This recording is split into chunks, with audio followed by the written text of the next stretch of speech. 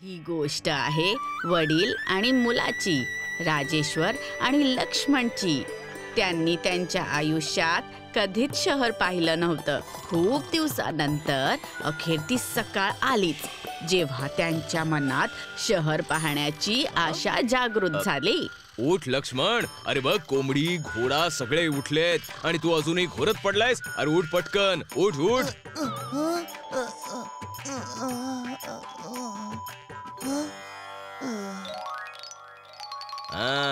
इतक्या सकाळी सकाळी तुम्ही तयार होऊन कुठे चालला आहात बाबा? मी नाही, आपण. शहरात खूप मोठी जत्रा लागलीये, बघायची असेल तर पटकन तयार हो. काय शहर? ये आपण सुद्धा शहरात चाललो आहोत. ये अरे जरा शांत हो, माझा तोल जाईल. अरे काय करतोयस काय तू? अरे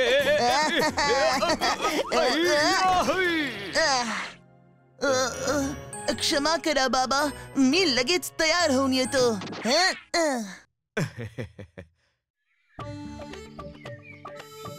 हा पवन तर माझा अभिमान आहे, अभिमान. हो, अभिमान तर मला पण आहे. चला निघूया.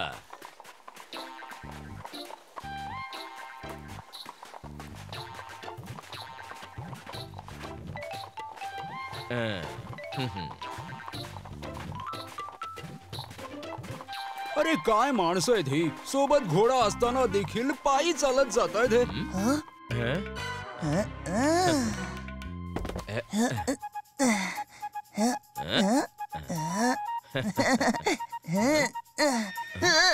अरे हे काय झालं बाबा? थांबवा त्या घोड्याला. बाबा लक्ष्मण.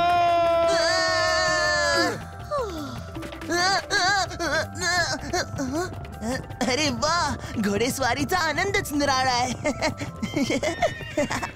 त्यात झालं असं मी तिकडून. अरे लगाम खेच, लगाम खेच.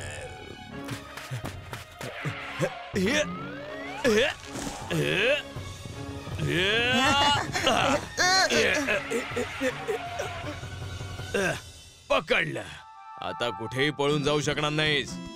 बरं झालं हा थांबला बाबा, नाहीतर तुमच्या आधी मीच शहर पाहिलं असतं.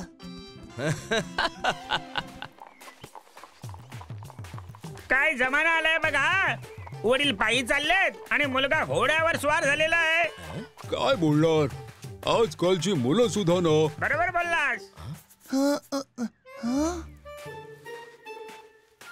अरे लोकांच्या बोलण्याने काय होतंय, तू घोड्यावरून उतरायला नको होतस. असू द्या बाबा.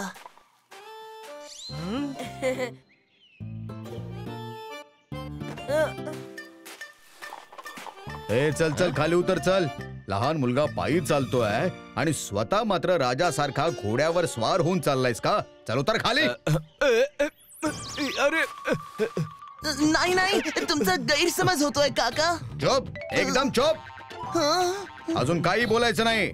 यापुढे जर मुलाला पायी चालवलंस आणि स्वतः घोड्यावर बसलास तर असं उचलेन आणि असं पाडेल तुला, कळलं काय? माझी कंबर आणि पोट.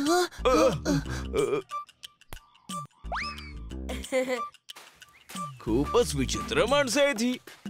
राजेश्वर आणि लक्ष्मण यांना काहीच कळत नव्हतं, म्हणून मुलगा सांगू लागला वडिलांना आणि वडील सांगू लागले मुलाला. तू बस. नाही बाबा, तुम्ही बसा. मी म्हणालो ना की तू बस म्हणून. नाही तुम्ही बसा. नाही तुम्ही तुम्ही तू तुम्ही. आपण दोघेही बसूया आता. हो, हा उपाय योग्य आहे.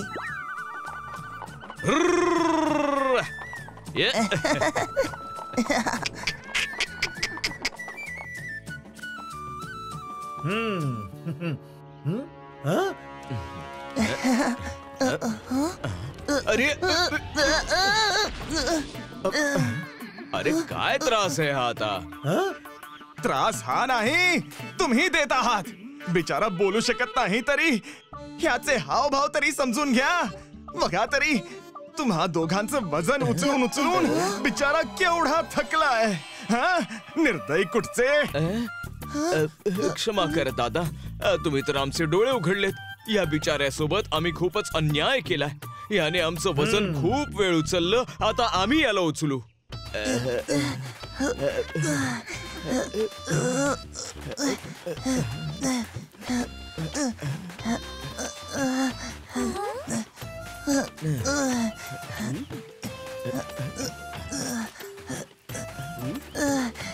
घोड्याच्या पाठीवर माणसं तर खूप वेळा पाहिली, मात्र माणसांच्या खांद्यावर घोडा हे तर मी पहिल्यांदाच पाहतोय.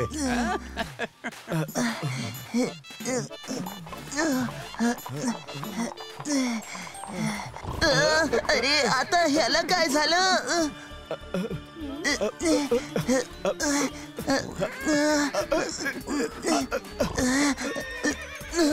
अरे अरे अरे अरे पवन, काय झालं तुला आता?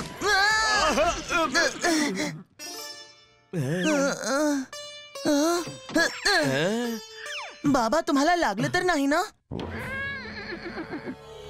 अरे पळ बाळा, पळ.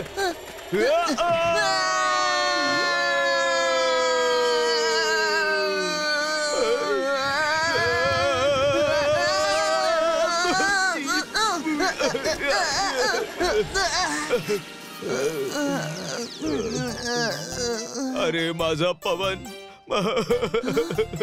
माझा पवन कुठं बरं निघून गेला? तुझा पवन तर त्या दिशेने उडून गेला. आता आपण शहरात कसं जायचं? जसा पवन गेला तसा चालत. काय?